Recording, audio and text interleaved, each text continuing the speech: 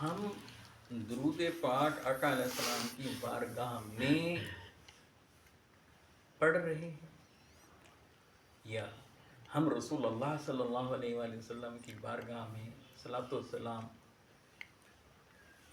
بھیج رہے ہیں یا ہم بے دہانی میں صلاۃ والسلام پڑھ رہے ہیں یا دھیان کے ساتھ ہم آقا علیہ السلام کی بارگاہ میں صلاۃ والسلام بھیج رہے ہیں. کیا جب ہم درود پڑھتے ہیں تو جن الفاظ کا ہم انتخاب کر رہے ہوتے ہیں کیا ہمیں معلوم ہوتا ہے کہ یہ الفاظ کون سے ہیں؟ کیا کبھی ذہن میں آتا ہے کہ میں اپنے آقا و مولا علیہ السلام کی بارگاہ میں کیا بھیج رہا ہوں؟ صلاۃ درود بہترین درود کیسے بنے گا؟ میرے حبیب فرما رہے ہیں مجھ پر بہترین درود بھیجنا. میں اسے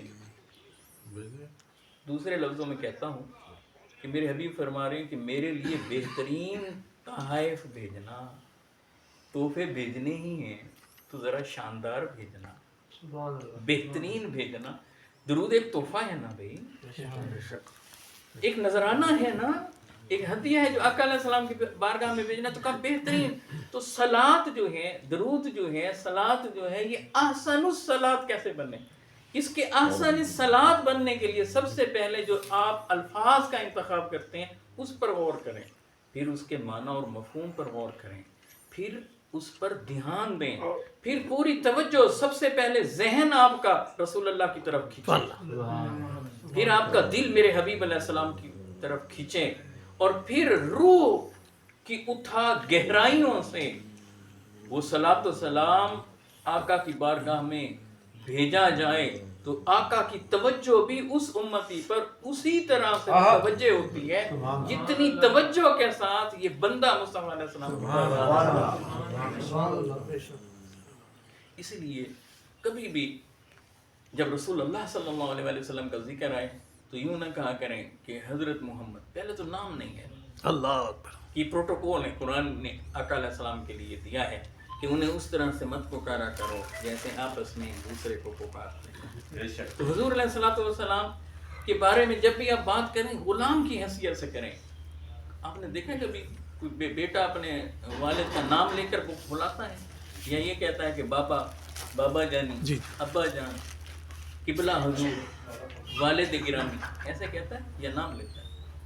اور ہم تو روحانی اولاد ہیں آقا علیہ السلام کے، وہ ہمارے روحانی مرشد ہیں.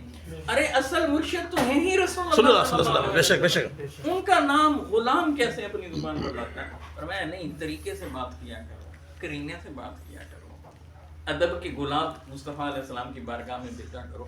تو پہلے تو یہ کہ نام نہ لیں، آقا علیہ السلام کہہ لیں، حضور اقدس کہیں، میرے نبی مقدس کہیں، نبی محترم کہیں، نبی معظم کہیں، رحمت للعالمین. آپ پھر اس کے ساتھ کبھی بھی سلم نہ کہیں. بہت سارے لوگ سلم کہہ کر گزر جاتے ہیں. آپ یقین کیجیے دل ایسے دکھ سا جاتا ہے جو بندہ سلم کہہ رہا ہو نا. میں کہتا ہوں کہ یقین کیجیے ایک دفعہ ضرور سوچئے گا کیا اس کی نشست میں بیٹھنا چاہیے، کیا اس کو سننا چاہیے. جو رسول اللہ کو پروٹوکول نہیں دے سکتا تو بھی باقیوں کو کیسے دے گا؟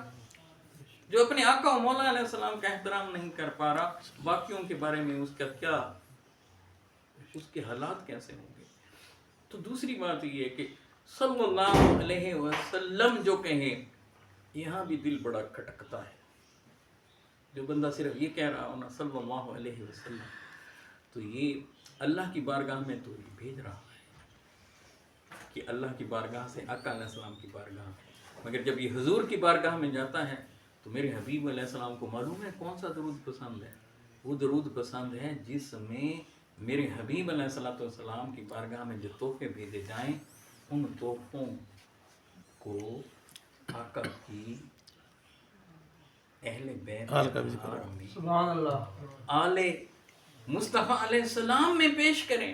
جب حضور کے ساتھ وہ اہل بیت اطہار کا ذکر کرتا ہے، آل رسول کا ذکر کرتا ہے تو حضور اتنے خوش ہوتے ہیں، بس ادھر مصطفیٰ کے خوش ہونے کی دیر ہوتی ہے، ادھر اللہ راضی ہوتا ہے. یہی پروٹوکول نماز میں ہے. اس لیے جب بھی کہا کریں کم از کم بھی جب آقا علیہ السلام کا تذکرہ آئے تو اس کے ساتھ جو پروٹوکول دیں کم از کم یہ کہیں صلی اللہ علیہ وآلہ وسلم.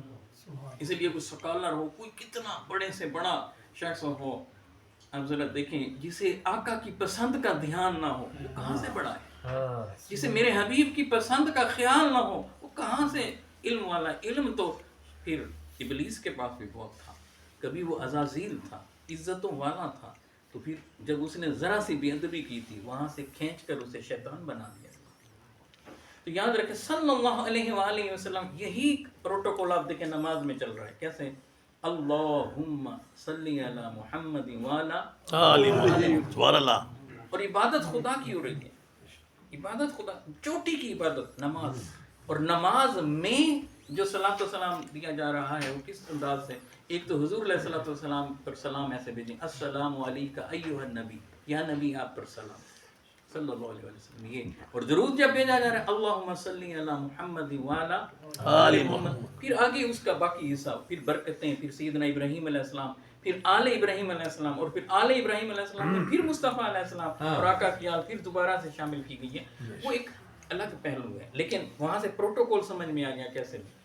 اب جو بات کہنا چاہتا ہوں آخری بات وہ یہ ہے کہ جتنے خوبصورت الفاظ میں حضور علیہ السلام کی بارگاہ میں آپ درود بھیجیں گے تو حضور کی توجہ بندہ مومن پر متوجہ ہوگی. جتنا خوبصورت سٹائل ہوگا آپ کا کلمات کا، اور آقا کی طرف جتنا دھیان، توجہ، اہتمام، اور دل کے اندر خشوع اور خضوع اور عاجزی ہوگی، اور آنکھیں برسیں گی، اور آقا یاد آئیں گے، اور زبان پر صلاۃ و سلام جاری ہوگا، تو میرے حبیب کی رحمت بھی لپکے گی، رب کی رحمت بھی اس کی طرف سے. میں مجھ پر احسن الصلاۃ، بہترین سلام. اس لیے جب یہ بزرگ آپ دیکھیں، نیک صالح لوگ دیکھیں، جب وہ آقا کا ذکر آتا ہے تو وہ پیچھے سے کیا کہہ رہے ہوتے ہیں؟ اللہم صلی علی محمد کی بجائے پھر وہ پیچھے ادب لاتے ہیں. کیسے؟ اللہم صلی علی سیدنا و مولانا. اب یہ اے ہمارے سردار، اے ہمارے مولانا. اب سیدنا کے کتنے خوبصورت معنی ہیں، اور جب یہ معنی بھی کسی کے دل میں ہوں، اے اللہ تو ہمارے سردار، ہمارے آقا و مولا محمد مصطفیٰ علیہ السلام پر اور آل مصطفیٰ علیہ السلام پر صلاۃ بھیجنا، برکتیں اتارنا. رب ادھر بھی برکتیں اتارتا ہے، ادھر بھی رحمتیں اتارتا ہے، اور جو آقا پر صلاۃ و سلام بھیج رہا ہوتا ہے اس کو بھی رحمتوں اور برکتوں سے مالا مال کر دیتا. اللہم صلی علی سیدنا محمد وعلی آل سیدنا و مولانا محمد و بارک وسلم. آمین بجائے سیدنا.